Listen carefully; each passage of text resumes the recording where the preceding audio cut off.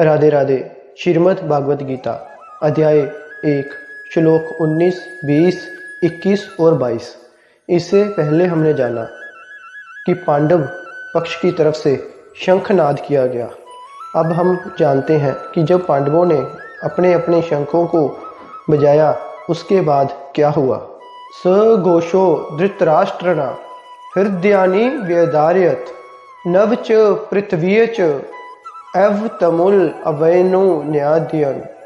अर्थात विभिन्न शंखों से निकली हुई ध्वनि कोलाहल पूर्ण बन गई और इस ध्वनि ने धृतराष्ट्र के सभी पुत्रों के हृदय पर बड़ा ही भयंकर आघात किया।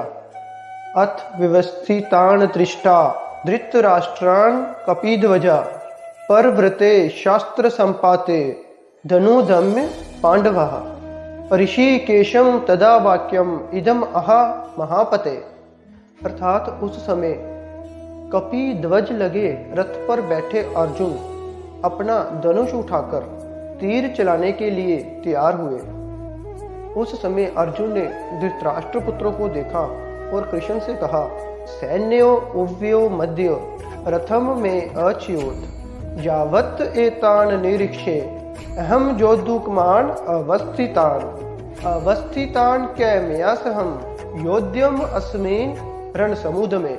अर्जुन ने श्री कृष्ण से कहा, हे अच्युत, मेरा रथ कृपा करके दोनों सेनाओं के मध्य में ले जाए, जिससे मैं युद्ध की इच्छा रखने वालों को और शस्त्रों की इस महान परीक्षा में जिससे मुझे संघर्ष करना है उसे मैं देख सकूं।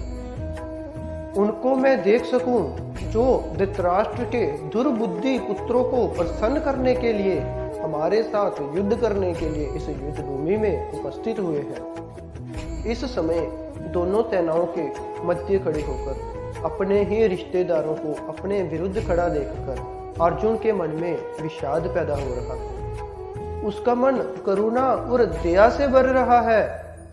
अक्सर आप समाज में सुनते होंगे कि वह व्यक्ति बड़ा भोला है, इतने भोलेपन के कारण ही तो लोग उसे ठगते हैं और भोले लोगों को अक्सर समाज महामूर्ख ही समझता है। भोलापन, सरलता और सीधा होना आज के समय में महामूर्खता की निशानी है। जो चतुर चालाक होता है लोग उस व्यक्ति से बचकर रहने की सलाह देते हैं और जो भोला होता है उसे दुनियादारी की और चतुर और चालाक बनने की शिक्षा देते रहते हैं। क्या भोला होना इतना बेकार होता है? क्या भोला होना मूर्खता है? क्या भोलेनाथ शंकर नहीं जानते कि चतुराई क्या होती है? क्या विश्व गुरु शिव समझदार नहीं है?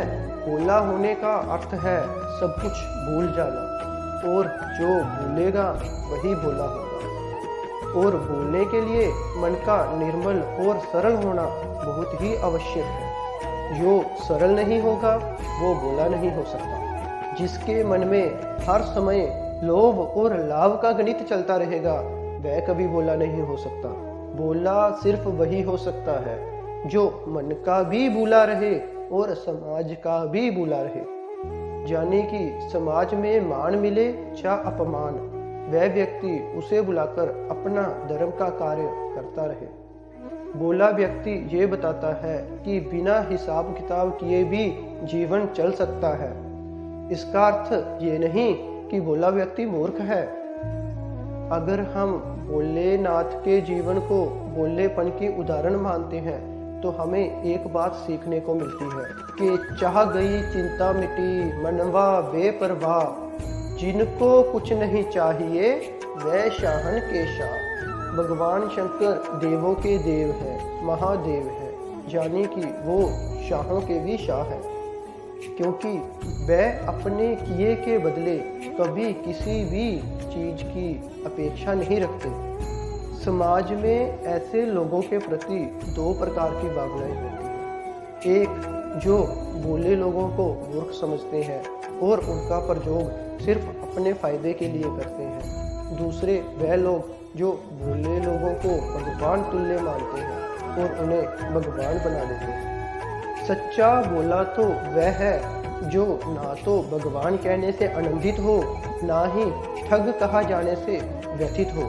भोले लोगों के लिए ही किसी ने कहा है, ना रखते हैं मान की आशा, ना अपमान का ध्यान, मन में सदा कामना रखते, एक जगत कल्याण। एक बार भोले बाबा के भोलेपन को अपना मंत्र बनाइए, जीवन को एक नया अर्थ मिलेगा। इसी प्रकार आज की कही गई बातों पर विचार कीजिए और सुख कल की प्रतीक्षा कीजिए। तो श्रीमद् भागवत गीता अध्याय 1 श्लोक 19, 20, 21 और 22 संपूर्ण हुए। तो प्रेम से कहिए श्री राधे राधे।